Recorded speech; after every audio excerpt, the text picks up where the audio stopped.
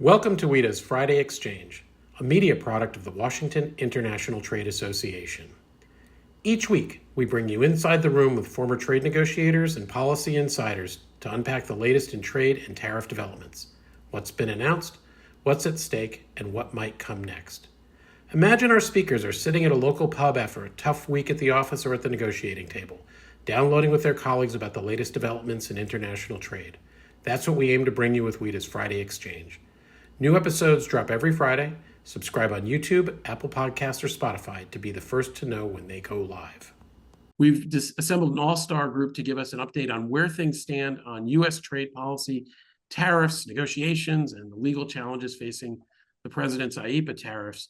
I'd note we're having today's discussion at 9 a.m. U.S. Eastern Time on Tuesday, October 7th. As we say in our events and podcasts these days, what we talk about today may have changed if you're listening or watching the recording of today's discussion at a later date.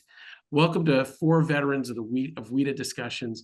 Peter Harrell, a non-resident fellow at the Carnegie Endowment for International Peace. Peter is a former senior director for international economics and competitiveness, the National Security Council, a deputy assistant secretary in the Counter-Threat Finance and Sanctions at the Department of State. Brian Pomper is a partner at Akin and a former chief international trade counsel of the U.S. Senate Finance Committee. Stephen Vaughn, a partner at King & Spalding and a former general counsel in the office of the U.S. Trade Representative in President Trump's first term. And our moderator, Nicole Bivens-Collinson, managing principal and operating committee for the International Trade and Government Relations practice at Sandler, Travis, and Rosenberg. Mouthful introducing all of you and your titles. Welcome and thanks for joining us. Great. Thanks, Ken. I didn't mean to choke you up like that, but I know it gets so emotional sometimes. So great. Thank you all. As all of you who are listening heard, we have a really great group of folks here. Some are new to me as far as acquaintances and friends, and others are longtime acquaintances and friends that I've known for too many years. We're not going to talk about it.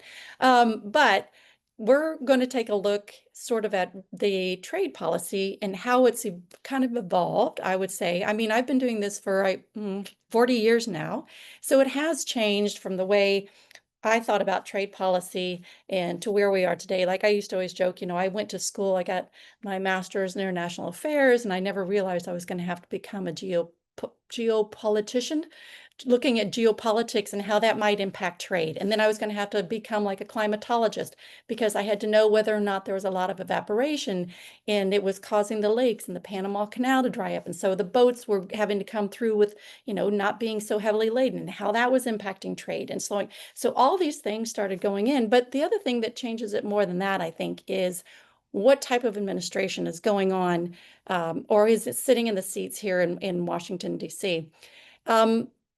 As you all know, constitutionally, the authority over the purse strings is resting with Congress. Over the many years, Congress has given certain instances where it gives that authority to the president to be able to take action. You've heard a lot of these. You're familiar with some of them. There's the 1974 Trade Act had lots of little goodies. It has what we call Section 122. Which has to deal with tariffs if there's a deficit, basically, trade imbalances. 201, Section 301, you're very familiar with that, came about, really reared its head in the first Trump administration. There's Section 232 of the Trade Expansion Act of 1962, which has to do with basically industrial policy and national security. Section 338 of the Tariff Act of 1930. That one has never been used, but it's there, and it's a doozy. It's one that if it were put in place could not only put in tariffs, but also ban goods and then allow action on a third country if so desired. So there's lots of instances where Congress, although they have control, they have given that over to the president.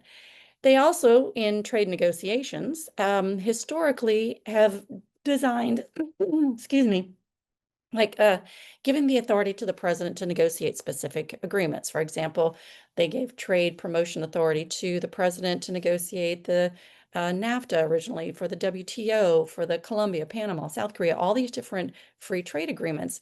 So Congress has generally given that over, but each president embraces that authority a little bit differently. And so I wanted to talk a little bit about how, when each of you have been working either in an administration or, Brian, I mean, you had to work with both, Democrat and Republican administrations and work on their trade agendas when you were in the Finance Committee. If you could just share with us a little bit about how you felt the president which you served or time that you served, the policies were being undertaken vis-a-vis trade negotiations and trade policy. So maybe let's start with Brian. You've been around a long time. I And you think, get both sides. You get both sides, then we'll go one-on-one. sure, Nicole, I think you were just calling me old there. I think that's what No. Well, very nice to be with you all today. Thanks to Ken for the invitation, and I'm really honored to be here with my friends and colleagues here on the panel, who I've known for a long time. Although I will say Stephen and I think, have known each other the longest when I came to Skadden Arps in 1997 as a young associate, just finishing my clerkship, and Stephen was a rising star at Skadden all the way back then. So very good to see you all. So look, I served as the Chief International Trade Counsel in the Senate Finance Committee. I like to say my life is a series of very happy, very lucky accidents. And it just so happened that I was lucky enough to serve on the Finance Committee in that period of competitive liberalization, that very active period of bilateral trade negotiations in the George W. Bush administration that started with Chile and Singapore and really ended with Korea in that period from 2003 to 2007 or so.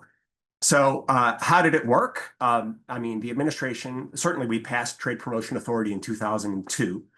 And I always hasten to add that the Constitution very clearly gives to Congress the power to regulate commerce among the foreign nations and to regulate trade and to impose tariffs. I'm sure that will become important later when we talk about the IEEPA tariffs. And so Congress takes that responsibility, or I will say maybe took that responsibility quite seriously back in the day. And when people talk about Trade Promotion Authority, they talk about the process, the ability to negotiate an agreement and get an up or down vote. When I was in the Senate, I thought the other part of Trade Promotion Authority was more important, and that was the setting out the principal negotiating objectives that Congress was laying out for the administration, essentially saying, here is the kind of agreement we want you to negotiate. And I'd say that was sort of the first step in how Congress engaged with the administration in the context of directing these trade negotiations.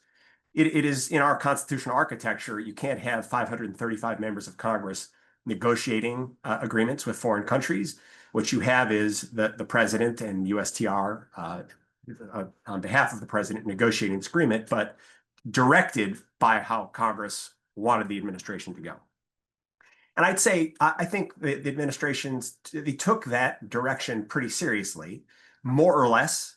They tried to color within those lines. They were pretty good about keeping, I'd say, the committees, Ways and Means and Finance, up to date on what they were doing and where they were headed. They would post negotiating text confidentially, and we would go review it. We would comment on it. They would meet with us. They would brief us. I served in the minority during the George W. Bush administration, but because I worked for a member who was considered important to the administration's policy in getting these trade agreements passed as one of the I'd say, a leading voice in the Democratic Party in support of these agreements, we did have a lot of engagement with the administration, and they were very good about taking direction.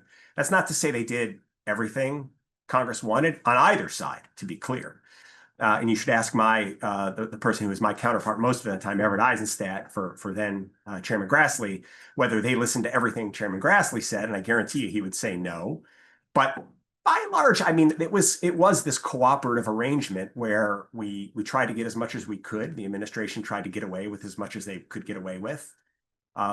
You used your leverage, which is another word I'm sure we will talk about later, to try to get what you wanted in these agreements. And at the end of the day, you either got what you wanted in the agreements and you supported the implementing legislation, or you didn't. But I'd say it was reasonably cooperative, although clear that it was the administration kind of driving the bus and making most of the proposals, is what I would say. But again, within the confines of what Congress had articulated to the president that they wanted in a trade negotiation. All right, so that's Congress exerting its position and opinions with the administration. I felt that, that was going on. I agree. It was going on pretty well up until we got to really the Obama administration. The first one, they did nothing on trade. The second administration, they actually did do some work on trade. And then we got into the Trump administration. And the Trump 1, and then there's Trump 2. So maybe, Stephen, you can talk a little bit about how it was, at least in the first Trump administration. Yeah, well, I think, one of the things that is important to understand is that, there was a huge shift between the early 2000s and the election in 2016. And the big part of that shift is that we no longer had this very, very solid consensus across both parties in terms of what the trade policy should be. There had been this enormous faith, and hopefulness in terms of what globalization was going to mean. And so there was a view that mainly the goal of policymakers was to sort of lower barriers and let companies kind of go where they wanted to go. I think the election of Trump signaled a change in course. The voters were, we'd already started to see this with the inability to get things like TTIP and TPP over the line. And in fact, I think when Trump was elected in 2016, there hadn't really been a major trade deal that had gotten through Congress since the Korean deal several years before. And there hadn't been any major deals at the WTO in almost 20 years. So globalization was sort of running out of momentum. And so the Trump people were, it was up to them to try to find a way to sort of figure out how do we deliver a system that is going to be more worker friendly, that is going to lead to higher wages, that is going to push back on some of this redistribution of wealth that we saw during the age of globalization. How do we defend our interests against countries like China, who have been very predatory in their behavior? And we had to do that in a context where, there was still a lot of folks on the Congress who were still had high hopes for the older system. So I would say the first term was marked by very sort of intense conversations between the Trump people who felt that they really had to do everything they could to try to advance the president's priorities, and a lot of folks on the Hill who continued to fundamentally disagree with a lot of what the president wanted to do. And so I think that it was a situation where we were looking for areas like Section 301 and Section 232, where the president could get some leverage in these negotiations, because the fundamental problem that you have as the White House is that there's really no reason for anybody to negotiate with you unless they feel like you have some way to get them to change policies that they were really happy with. And so over time, we were able to work out enough policy space with the Hill, where the president was able to conduct Section 301 investigations into China. He was able to conduct the Section 232 investigations into steel and aluminum without triggering, a real blowback from the Congress. And then with something like the NAFTA, I think the president's initial instinct was probably to just pull out of NAFTA. But that was not something that the Congress was very interested in. So we were, again, able to work out an arrangement whereby we would try to renegotiate the NAFTA in close coordination with the Congress, knowing that eventually the new deal was going to have to come back for a congressional vote. So that was pretty much how things worked in the first term. There was a lot of back and forth between the White House and the Hill. There were a lot of compromises between what the president wanted and what the Hill wanted. And so you started to chart this new path where the U.S. was going to not trust so much in these international institutions, but was going to place more emphasis on what it could get using the leverage of its market, while at the same time not triggering enough of a blowback from the Congress that the president would face, insuperable obstacles in carrying out his agenda. Thanks. Sorry, I couldn't find my cursor. So now let's advance to the next term, and we came into the Biden administration, and we saw yet another type of pivot with respect to trade negotiations / relationships. So Peter, why don't you share with us a little bit what was going on when you were serving in the administration? I actually want to start by offering some thoughts going back more historically, which I think will then explain, my take looking back on it on the Biden administration. So if I look sort of historically at U.S. trade policy, I think the U.S. trade policy has always been driven by both kind of a set of economic objectives. We want to get more market access from the European Union, or we want to, reduce Canadian subsidies for lumber, economic issues. But it's also very much been driven by geopolitical issues. How do we strengthen NATO or a NATO-like bloc economically for the Cold War? And nowadays, I think you saw this, some of the efforts the Biden administration is doing. How could you think about trade for competition with China? And I think you really, if you look at the history of U.S. trade policy, you have to see it through both this economic lens and also this geopolitical lens. And when I look back at the Biden administration, I think the Biden administration had a geopolitical theory of the case of what it wanted out of trade, but frankly did not have a lot of internal agreement within itself on the economic theory of the case about what it wanted out of trade. So it definitely wanted to think about, things like how can we get our potential allies and partners in the Asia Pacific organized geopolitically to help with competition of China. But because they didn't have an economic theory of the case, which was really due to the fact, as Stephen said, we'd been through this long transition where like our economic views on trade were changing. Because the Biden administration didn't have an economic theory of the case, it wasn't really willing to either offer these Asian countries more market access, remove our remaining already pretty low tariff barriers, nor was it willing, because again, there was a geopolitical logic, nor was it willing to really impose a lot of pressure on these countries to give us economic things we might want as part of a geopolitical deal. And so you frankly saw, some kind of efforts to negotiate agreements without much economic content, but a geopolitical logic in the sense of the IPEF agreement out in Asia, in the sense of this like a US EU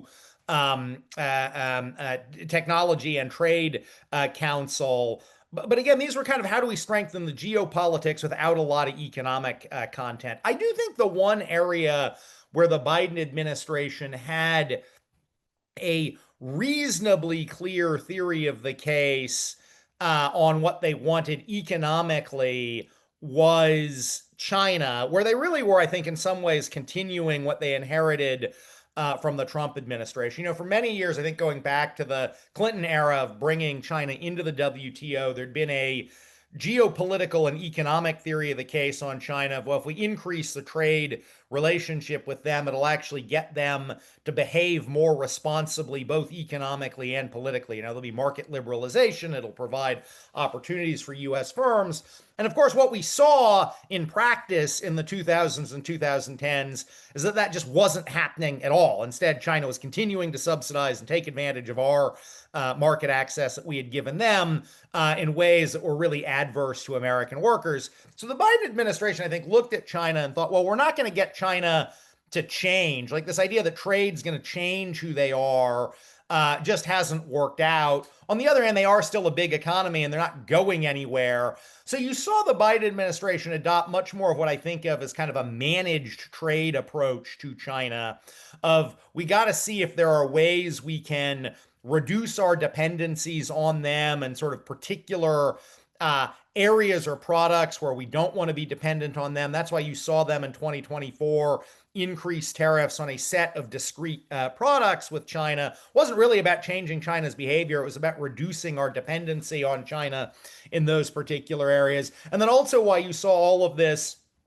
sort of effort with export controls on China, again, building on some things the Trump administration had started to sort of say, well, we also don't want China getting access to our leading technology in ways they could use both, sort of militarily, geopolitically, and economically to harm us. And so, I think that was the one area where you saw the Biden administration have a clear vision of we're going to try and manage this trade and de-risk aspects of it. The other, as I say, the other parts of the trade agenda, I think were really through a geopolitical lens, but with a lot of uncertainty about what the economic content of those deals would be.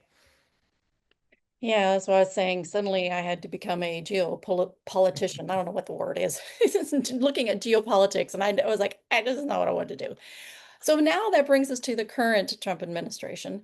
And I'm going to again turn first to you, Stephen, to talk about, I mentioned the different powers that are in place. You talked about how in the first Trump administration, we saw 301, we saw some 232s, and now here we are in the first 8 months of 9 months, I guess now, 9 months of the presidency, and we've seen few other little actions. So maybe you can talk about what we're seeing now and what that level of cooperation may or may not be with Congress. Yeah, so I think that what happened in the second administration is that the president came into Washington in a much stronger political position. Now he had actually won the popular vote. He had won the Republican nomination for the third time.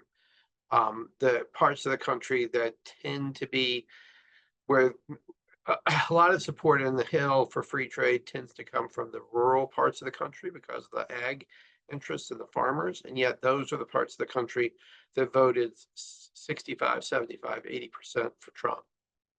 And so I think there was an assessment on the Hill that the president had kind of earned much more of a mandate with respect to trade than he had during the first term. Now, I don't think that has translated yet into Congress saying, well, let's work with you on legislation to impose tariffs or change how we do tariffs or things like that. But I do think the Congress has been much more respectful of the president's ability to use the statutory authority he has.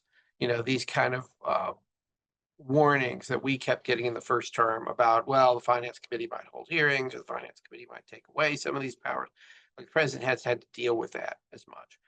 And so this allowed the president and his team, who had been thinking about what to do for the last 4 years, to be much more aggressive in creating the kind of trading system that the president wants. And that is seen the most obviously in their use of the International Emergency Economic Powers Act, or IEEPA, as we call it here in Washington. And so he was able to act, very aggressively because IEEPA gave him a tool that really allowed him to do things in a much closer, I think, to the way he wanted to do it all along, which is to come in with initial tariff proposals and then calibrate those proposals depending on what he was seeing in terms of market reactions and also what he was seeing in terms of other countries' responses and also what he was seeing in terms of the political effects of those measures. And so you've seen this kind of very iterative process throughout the year where the president makes announcements and then tweaks those announcements in response to the facts on the ground and the proposals that he's getting from other countries. And I think inside the administration, there's a very strong feeling that this has been, extremely effective, that they were able to get a deal with the EU, they were able to get a deal with Japan, they were able to get a deal with Korea. They've been able to get more commitments from companies to invest in the United States. They were able to get their tax cut bill through the Congress. They've been able to get the interest rate cuts that they wanted at the Federal Reserve. I think they're generally happy with where inflation is. I think they're generally happy with where the stock market is. So I think there's a lot of confidence inside the administration that this is going the way they wanted it to go. And I think that, as long as the economic news continues to remain good, I think the president will continue to have a great deal of leverage both in terms of how he deals with Congress and in terms of how he deals with the rest of the world. So while we're talking about the IEPAs, we know that right now is before the Supreme Court, and there is a discussion as to whether or not the IEPA actually authorizes the president to use tariffs as one of the tools or ways in which he manages the emergency. Brian, I'm wondering if you can just talk a little bit about where do you, oops, sorry, alarm went off. If you can talk a little bit about where you see this and how the Supreme Court decision on the tariffs and how that might interplay with Congress, and just give me some of your ideas on where you see that. Yeah, so I mean, this alone could be the topic of a whole panel, but I won't talk about it. There obviously the lower courts have decided the way the president has used IEPA to impose tariffs has exceeded the scope of his authority delegated by Congress. There are two separate lines of courts. You've got one through the Court of International Trade, basically that said these tariffs. That court effectively, at least implicitly, perhaps explicitly said IEPA does delegate to the president the power to impose tariffs, but these tariffs and the way that he's done them exceed the scope of his authority. And there's a separate line of discussion and argumentation through the DC District Court that said, actually, the IEPA does not delegate any tariff authority to the president at all. The Supreme Court has consolidated those two appeals, actually reached down to the district court level in DC, which is pretty unusual to consolidate it with that Court of International Trade Federal Circuit line of cases. And it's going to hear oral argument, I believe, November 5th. And I think the expectation is that we'll get a decision probably not by the end of the year, but maybe the early part of next year. But of course, the scheduling is entirely up to the Supreme Court. And I think there are obviously varying views on the strength of the argumentation. I'd say there are strong arguments on both sides, and we'll have to see where the court comes down. I'm happy to tell you what I think, but let me just move on to sort of say that, look, if the court if the court reverses and says, actually, no, not only does IEPA allow tariffs, but the way the president has imposed tariffs here is A-OK, then of course we're in the status quo and the president can continue to do what he does. If the court affirms the decisions, let's just say the court says no tariffs at all, or maybe these tariffs, the way they were imposed, exceed the scope of the authority. And I want to emphasize here, I'm going to talk about it like it's the delegation of authority from Congress to the president, because that's, of course, again, that's our constitutional architecture. And what did Congress intend to delegate? If they decide that it exceeds that scope, I don't know that much will change in the context of either the administration's policy. I think that the administration has tools, and you've mentioned some of them, that can more or less approximate where we are at present. They may be a little less nimble than IEPA. They may, in some circumstances, suffer from their own legal questions. But regardless, the president does have tools. I expect the landscape will look relatively similar as it does today, and from a tariff perspective. And I think the foreign countries who have been our counterparties in these negotiations are well aware of that. And so I think they probably will want to keep their agreements in place the way that they are, and for no other reason than, they know the president has the authority and the willingness to approximate where we are at present, but also they may like the certainty that they get, both from having a clear tariff rate on a reciprocal basis, but also for those countries who have gotten relief from the 232s, they probably like that relief. I mean, one question for me is what does the president, the money that's being raised by these tariffs, that to me seems the biggest outcome if the court overturns these tariffs, is all that money and how it will be refunded, and much of it, I believe, will have to be refunded. And that, to me, strikes me as a very complicated process. So I'll stop there. Well, one more thing, if I could. Okay. I mean, look, the court could also split the baby, right? It could say that, some of the tariffs are okay, so maybe the Brazil, India, China, Mexico, Canada tariffs, those IEEPA tariffs are okay, but the reciprocal tariffs are too much, and that'll bring its own set of questions. But again, bottom line, the president has the authority to basically approximate where we are at present, and I don't know that the trade landscape is going to change all that much. Yeah, I would just say with respect to refunding of the tariffs, it's very simple. CBP collects the money, CBP refunds the money. They do it every day for, overpayment. They did it for GSP in the times that it expired and it was just automatically renewed. Everybody got their checks. They have now gone to electronic funds transfer. There was just a big notice earlier this week, or I guess it was end of last week, talking about here's the new process. So they're not even having to cut checks and mail them anymore. So I think the fig leaf of this is going to be really hard and we can't give it back is just a fig leaf. But Peter, I'd be interested. I know that you've talked a lot about the IEEPA and the tariffs, and I'd be very interested in what do you think if, Brian has said he thinks that the countries will go ahead and hold on to those agreements. Just kind of curious how you think the interplay between the court case and the negotiations that are going on right now, and how that might play out. Absolutely. And first, let me just unpack for a minute, building on what I thought was Brian's really thoughtful overview of what the legal issue here is. So IEEPA was passed in 1977 as kind of an emergency powers statute for dealing with crises in international affairs. And then prior to President Trump's second term, mostly been used for things like sanctions and export controls and whatnot. And the statute doesn't anywhere in it have the word tariff or excise or duty.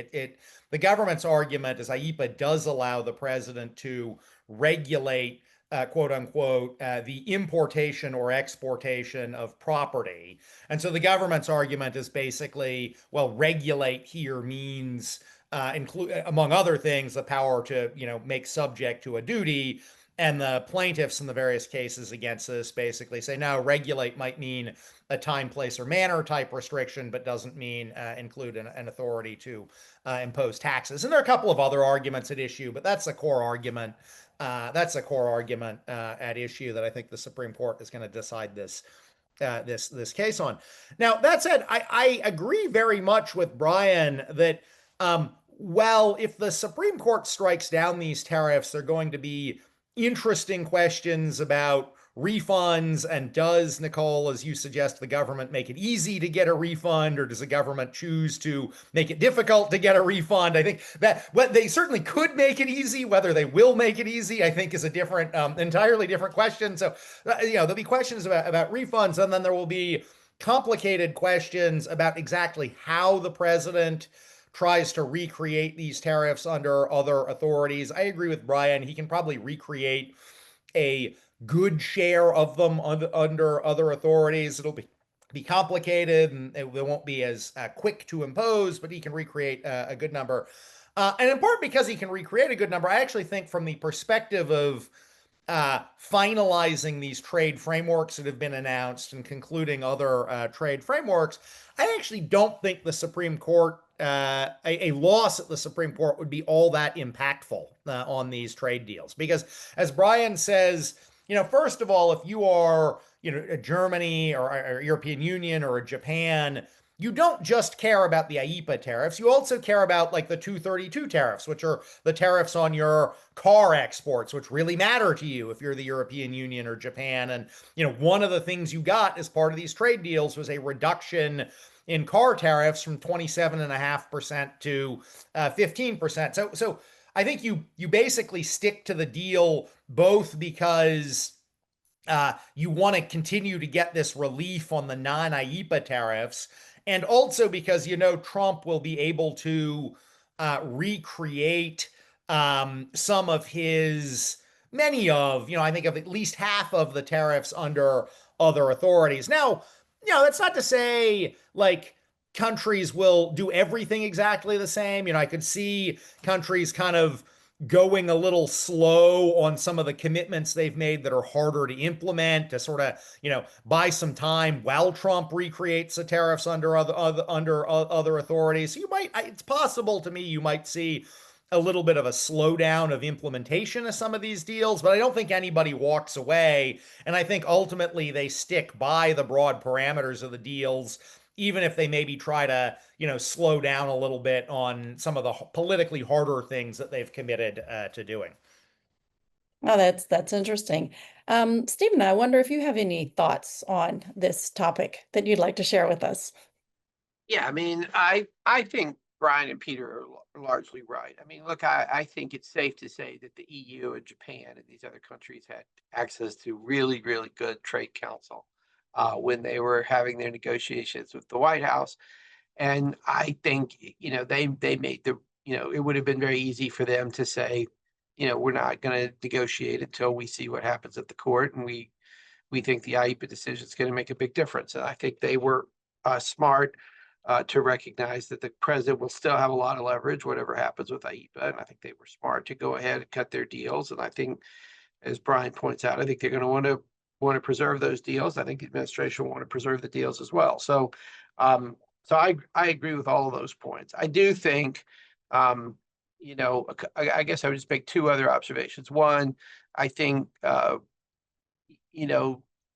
it is a close case, and I think there are definitely people inside the administration who think that they have a very good case and that they will win. And obviously, if they do that, then as Brian points out, we just kind of keep doing what we've been doing. The other thing, I think, if the president does not have this full authority under IEPA, I do think we'll have a much more robust conversation about, does the president need more authority? Should he go back to the Congress? And what would that look like if that's something that he chooses to do? But I think in terms of sort of the deals and the things that have been worked out already, I agree with Brian and Peter. I think those are going to stay in place. And so it's interesting. I've heard the term framework, I've heard the term deal, I've heard the term arrangement, but I haven't really heard the term agreement. And is there, are we saying that what was happening right now is not in the same context of these agreements, which the Congress has historically had to have a say over, they've had to approve in some manner or fashion. And so is this a nuance of the way they're doing it? Or, how do you think that this new style of negotiating, these arrangements, these frameworks, these whatevers, how does that interplay with respect to the Congress? Will they have to approve it? Should they have to approve it? Should they give guidance? Just interested in maybe what your thoughts are there. And I will see which of you would like to take that first. Well, I'll go first, but and I will say that I think anybody who thinks the Congress isn't going to have their say in any of this is naive. I mean, the Congress is definitely going to have a say. They talk to the administration all the time. Anytime you're in the administration, there's enormous pressure from the Congress to respond to congressional concerns and congressional initiatives.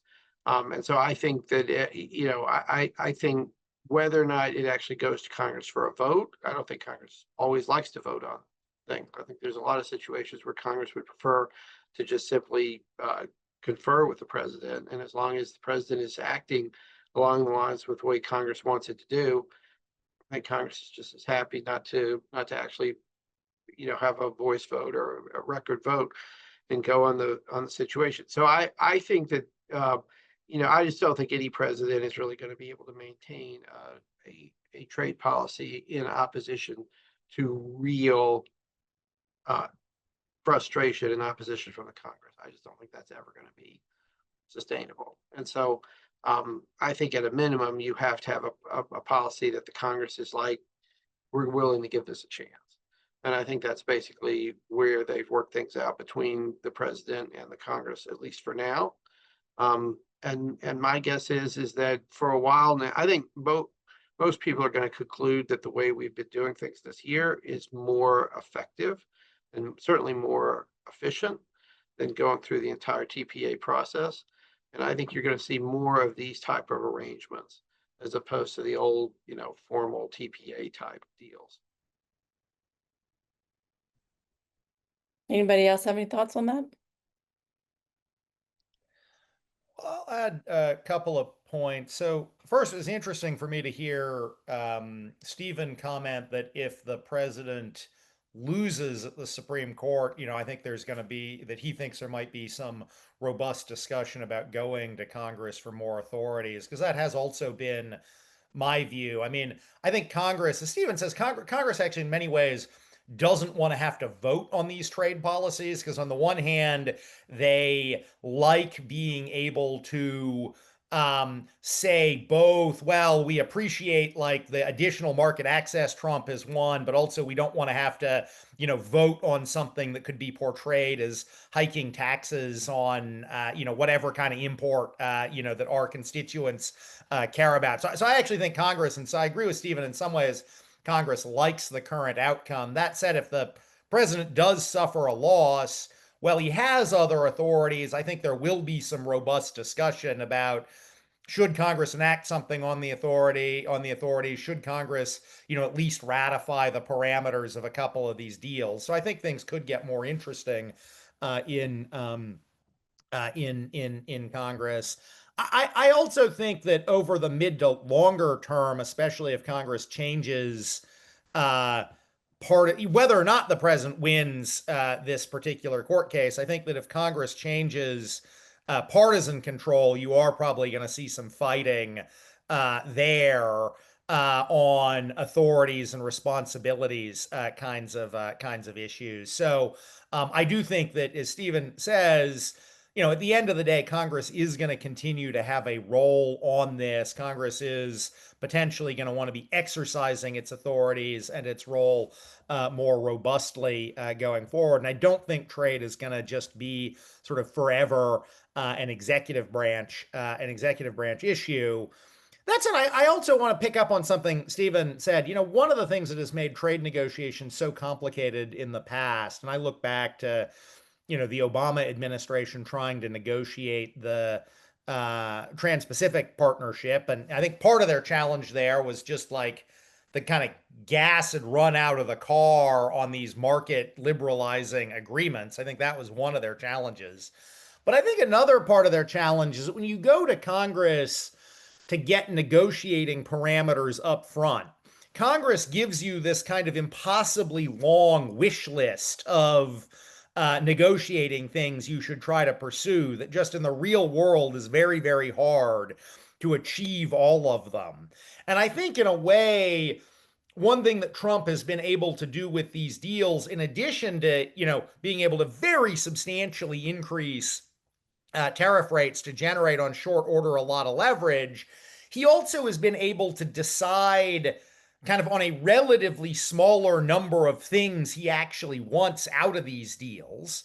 And that has given him, because he hasn't had this, 30-page wish list from Congress that he's got to deal with. And I think that has actually put him in a stronger negotiating position. And I think there might be some interesting lessons for the future, even if and as Congress plays a larger role again on trade policy.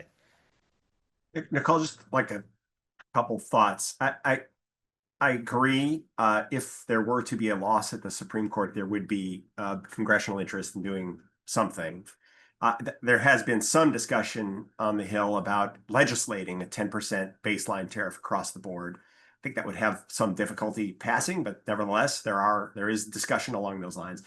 But I'll say this: I think even there are. This will be an understatement. I think there has been a lot of concern in the Democratic Party of President Trump exceeding the bounds of historical authorities here.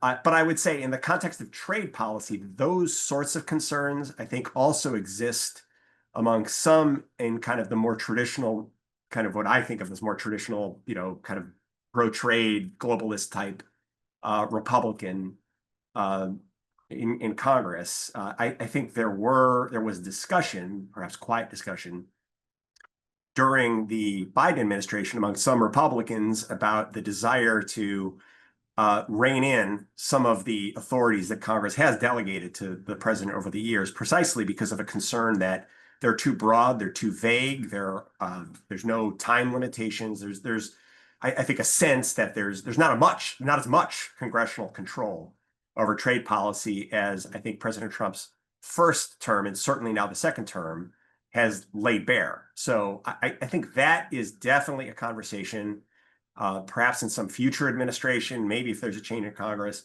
this idea about changing the balance of power and control between Congress and the administration. Because again, my experience had been that it really was this quite cooperative enterprise. And Stephen is no doubt correct that and we talked about this before, that Congress is beating USTR and Commerce every day to do this or do that.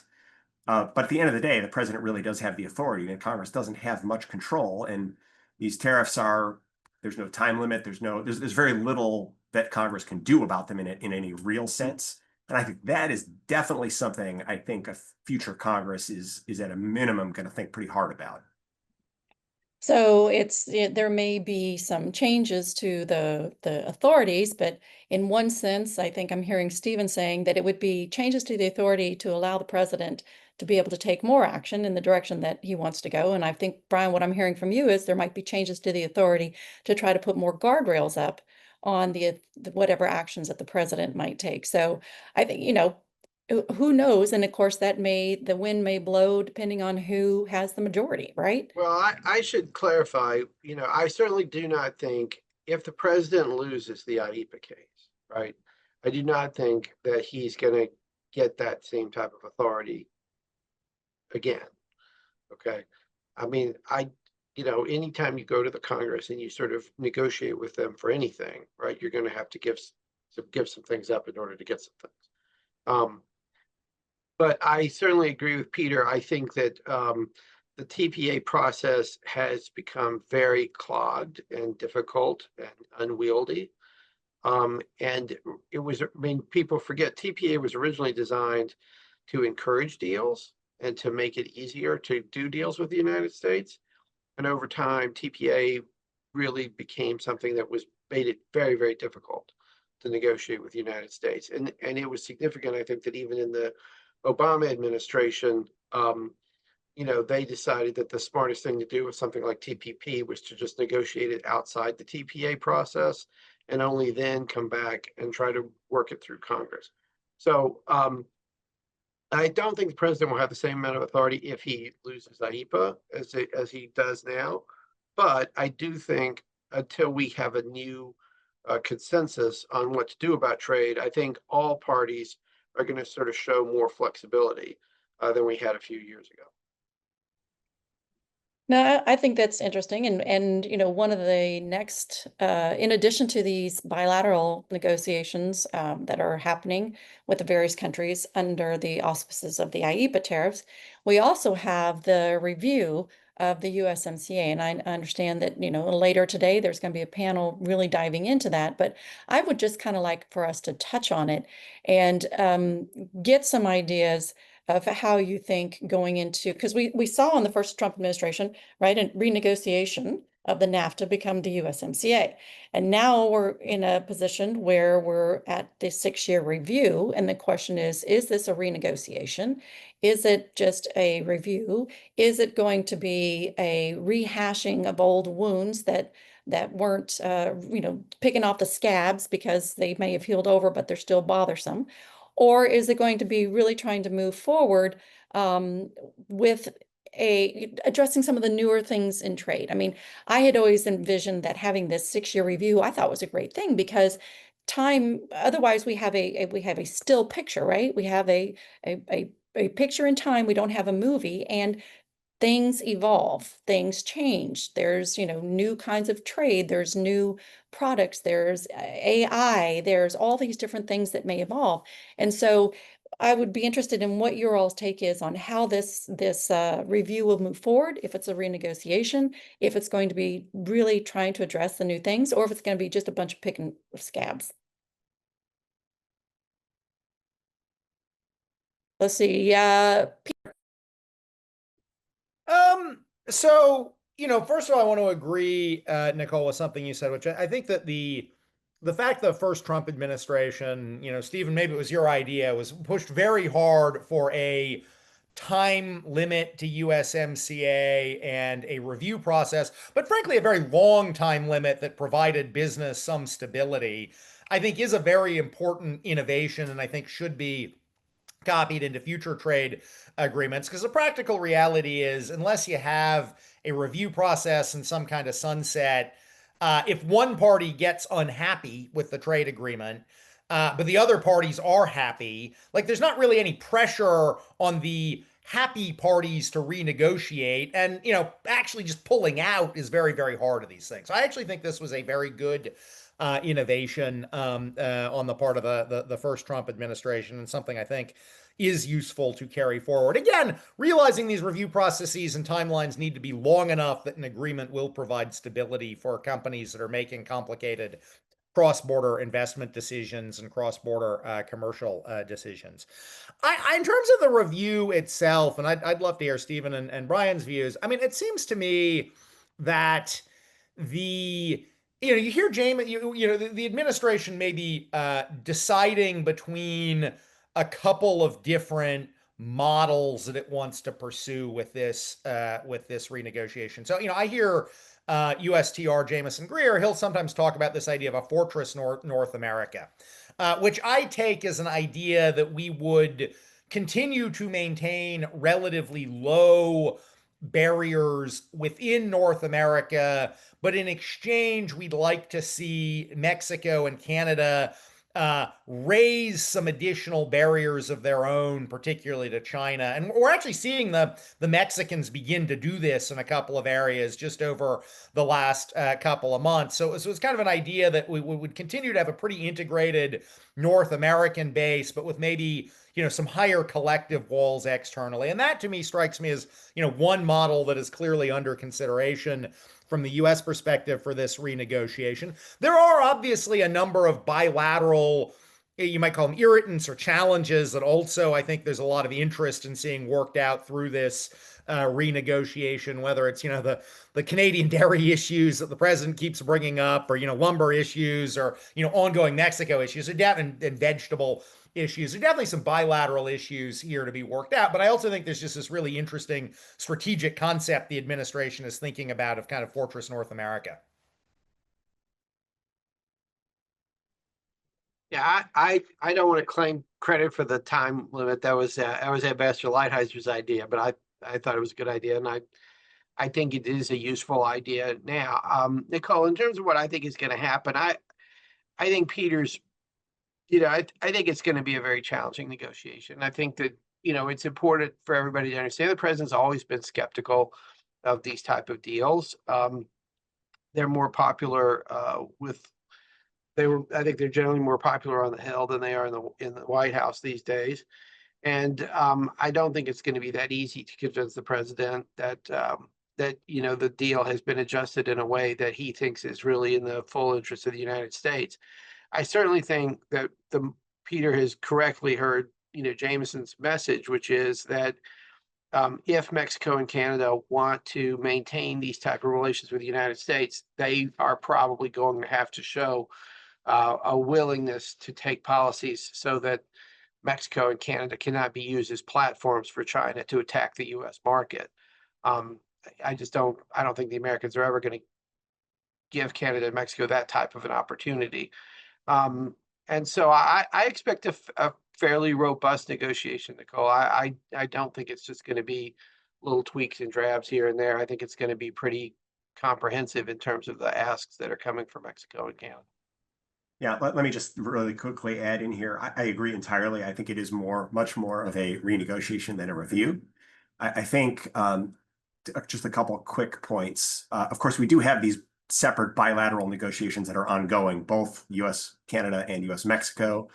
Actually, I think a lot of the issues that might have normally been addressed in the context of this review might be addressed bilaterally in advance of the review. But I do think USMCA remains quite important for the U.S. business community. The kind of the connective tissue that has been built up over years in these cross-border supply chains, I think is quite important. So there will be a lot of interest in maintaining USMCA.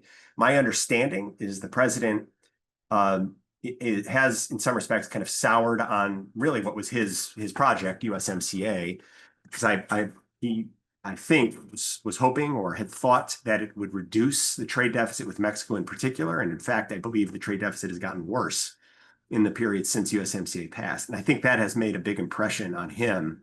And part of the reason why it may be difficult to convince him. And lastly, just on Mexico in the context of USMCA, I actually think that the administration had been considering using USMCA a little bit as like a platform or like a test case for changing how the rule of origin works in the United States, in the sense of moving away from what I think is a fairly common rule of substantial transformation out of a concern that it hides Chinese content.